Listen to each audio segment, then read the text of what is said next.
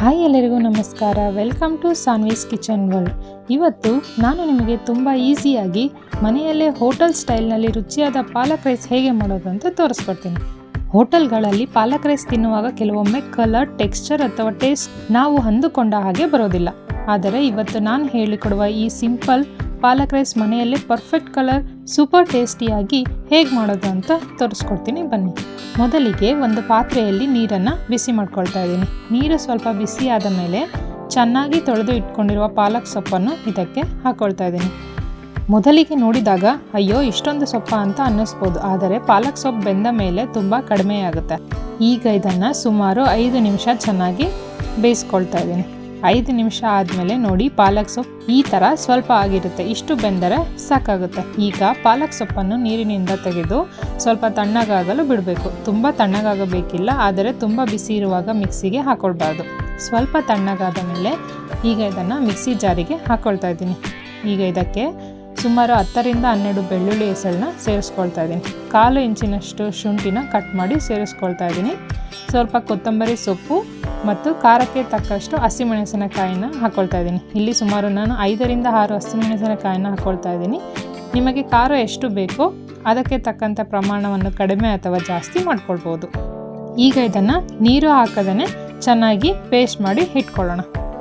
ಈಗ ಒಂದು ಪಾತ್ರೆಗೆ 3 ಟೇಬಲ್ ಸ್ಪೂನಷ್ಟು ಎಣ್ಣೆನ ಹಾಕ್ಕೊಳ್ತಾ ಇದ್ದೀನಿ. ಎಣ್ಣೆ ಬಿಸಿ ಆದ ಮೇಲೆ ಗೋಡಂಬಿ ಹಾಕಿ ಸ್ವಲ್ಪ ಚೆನ್ನಾಗಿ ಫ್ರೈ ಮಾಡಿಕೊಂಡು ಒಂದು ಬೌಲ್ಗೆ ಎತ್ತಿಟ್ಕೊಳ್ತಾ ಇದ್ದೀನಿ.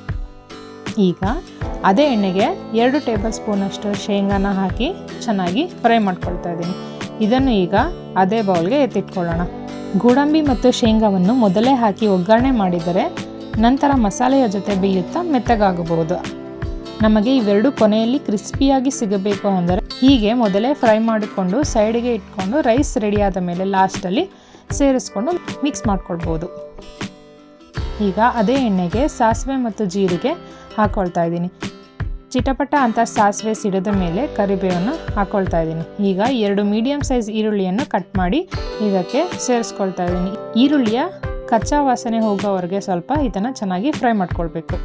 ಈರುಳ್ಳಿ ಸ್ವಲ್ಪ ಹಸಿ ಸ್ಮೆಲ್ ಹೋದ್ಮೇಲೆ 1 ಟೊಮೊಟೊವನ್ನು ಕಟ್ ಮಾಡಿದ್ದಕ್ಕೆ ಸೇರಿಸ್ಕೊಳ್ತಾ ಇದ್ದೀನಿ. ಇದಕ್ಕೆ ಉಪ್ಪನ್ನು ಈಗಲೇ ಹಾಕ್ಕೊಳ್ತಾ ಇದ್ದೀನಿ. ಉಪ್ಪು ಹಾಕಿದರೆ ಟೊಮೊಟೊ ಬೇಗನೆ ಸಾಫ್ಟ್ ಆಗುತ್ತೆ. ಈಗ ಈರುಳ್ಳಿ ಮತ್ತು ಟೊಮೊಟೊ ಎರಡೂ ಚೆನ್ನಾಗಿ ಬೇಯೋವರೆಗೂ ಮಿಕ್ಸ್ ಮಾಡ್ತಾ ಇರೋಣ. ನೋಡಿ ಈ ಥರ ಚೆನ್ನಾಗಿ ಸಾಫ್ಟ್ ಆಗಿದೆ. ಈಗ ನಾವು ರುಬ್ಕೊಂಡಿರುವ ಪಾಲಕ್ ಸೊಪ್ಪಿನ ಪೇಸ್ಟನ್ನು ಇದಕ್ಕೆ ಸೇರಿಸ್ಕೊಳ್ತಾ ಇದ್ದೀನಿ. ಮಿಕ್ಸಿ ಜಾರಿಗೆ ಸ್ವಲ್ಪ ನೀರನ್ನು ಹಾಕಿ ಅದನ್ನು ಚೆನ್ನಾಗಿ ಮಿಕ್ಸ್ ಮಾಡಿಕೊಂಡು ಈಗ ಇದಕ್ಕೆ ಸೇರಿಸ್ಕೊಳ್ತಾ ಇದ್ದೀನಿ. ಪಾಲಕ್ ಸೊಪ್ಪನ್ನು ನಾವು ಈಗಾಗಲೇ ಬೇಯಿಸ್ಕೊಂಡಿರ್ತೀವಲ್ವ, ಜೊತೆಗೆ ಶುಂಠಿ, ಬೆಳ್ಳುಳ್ಳಿ ಮತ್ತು ಹಸಿಮೆಣಸಿನಕಾಯಿಯನ್ನು ಹಾಕ್ಕೊಂಡಿರ್ತೀವಿ. ಹಾಗಾಗಿ ಇವುಗಳ ಕಚ್ಚಾ ವಾಸನೆ ಹೋಗೋವರೆಗೆ ಚೆನ್ನಾಗಿ ಬೇಯಿಸ್ಕೊಂಡ್ರೆ ಸಾಕಾಗುತ್ತೆ. ಇಲ್ಲಿ ನಾನು ಸುಮಾರು 5 ನಿಮಿಷ ಇದನ್ನು ಚೆನ್ನಾಗಿ ಬೇಯಿಸ್ಕೊಂಡಿದ್ದೀನಿ. ಮಧ್ಯ ಮಧ್ಯ ಚೆನ್ನಾಗಿ ಮಿಕ್ಸ್ ಮಾಡ್ತಾ ಇರಬೇಕು. ನೋಡಿ ಈಗ ಪಾಲಕ್ ಮಸಾಲೆಯ ಕಲರ್ ಕೂಡ ಚೆನ್ನಾಗಿ ಬದಲಾಗಿದೆ. ಮಸಾಲೆ ಚೆನ್ನಾಗಿ ಬೆಂದು ಸ್ವಲ್ಪ ನೀರಿನ ಅಂಶ ಕಡಿಮೆ ಆದರೆ ಸಾಕಾಗುತ್ತೆ. ಈಗ ಮೊದಲೇ ಅನ್ನವನ್ನು ಮಾಡಿಟ್ಕೊಂಡಿರ್ತೀವಲ್ಲ ಅದನ್ನು ಇದಕ್ಕೆ ಸೇರಿಸ್ಕೊಳ್ಳೋಣ. ಅನ್ನ ಹಾಕಿದ ಕೂಡಲೇ ನಾನಿಲ್ಲಿ ಗ್ಯಾಸ್ ಆಫ್ ಮಾಡ್ಕೊಳ್ತಾ ಇದ್ದೀನಿ. ಮಸಾಲೆಯ ಜೊತೆ ಅನ್ನವನ್ನು ನಿಧಾನವಾಗಿ ಮಿಕ್ಸ್ ಮಾಡ್ಕೊಳ್ಬೇಕು. ಅನ್ನವನ್ನು ಜೋರಾಗಿ ಅಥವಾ ಓವರ್ ಮಿಕ್ಸ್ ಮಾಡಬಾರ್ದು. ಹಾಗೆ ಮಾಡಿದರೆ ಅನ್ನ ಮೆತ್ತಗಾಗಿ ಅನ್ನ ಎಲ್ಲ ತುಂಡಾಗ್ಬೋದು. ಮೇಲಿನಿಂದ ಕೆಳಗೆ ನಿಧಾನವಾಗಿ ಈ ಥರ ಮಿಕ್ಸ್ ಮಾಡಿಕೊಂಡ್ರೆ ಸಾಕಾಗುತ್ತೆ. ನೋಡಿ ಎಷ್ಟು ಚೆನ್ನಾಗಿ ಪಾಲಕ್ ರೈಸ್ನ ಕಲರ್ ಬಂದಿದೆ. ಅನ್ನ ಕೂಡ ಒಂದೊಂದೇ ಕಾಳಿನಂತೆ ಚೆನ್ನಾಗಿ ಕಾಣಿಸ್ತಿದೆ. ಟೇಸ್ಟ್ ಕೂಡ ತುಂಬ ಸೂಪರಾಗಿರುತ್ತೆ. ಈಗ ಇದನ್ನು ಒಂದು ಪ್ಲೇಟ್ಗೆ ಸರ್ವ್ ಮಾಡ್ಕೊಳ್ಳೋಣ. ಲಾಸ್ಟಲ್ಲಿ ನಾವು ಮೊದಲೇ ಫ್ರೈ ಮಾಡ್ಕೊಂಡು ಇಟ್ಕೊಂಡಿದ್ದ ಕ್ರಿಸ್ಪಿ ಶೇಂಗಾ ಮತ್ತು ಗೋಡಂಬಿಯನ್ನು ಇದರ ಮೇಲೆ ಹಾಕ್ಕೊಳ್ತಾ ಇದ್ದೀನಿ. ನೋಡಿ ನಮ್ಮ ರುಚಿಯಾದ ಕಲರ್ಫುಲ್ ಪಾಲಕ್ ರೈಸ್ ರೆಡಿಯಾಗಿದೆ. ಈ ರೆಸಿಪಿ ನಿಮಗೆ ಇಷ್ಟವಾದರೆ ಪ್ಲೀಸ್ ಒಂದು ಲೈಕ್ ಮಾಡಿ, ಶೇರ್ ಮಾಡಿ. ಇನ್ನೂ ಹೆಚ್ಚಿನ ಹೊಸ ರೆಸಿಪೀಸ್ಗಾಗಿ ಸಾನ್ವೀಸ್ ಕಿಚನ್ ವರ್ಲ್ಡನ್ನು ಸಬ್ಸ್ಕ್ರೈಬ್ ಮಾಡಲು ಮರಿಬೇಡಿ. ಮತ್ತೆ ಮುಂದಿನ ಹೊಸ ರೆಸಿಪಿಯೊಂದಿಗೆ ಭೇಟಿಯಾಗೋಣ. ಧನ್ಯವಾದಗಳು.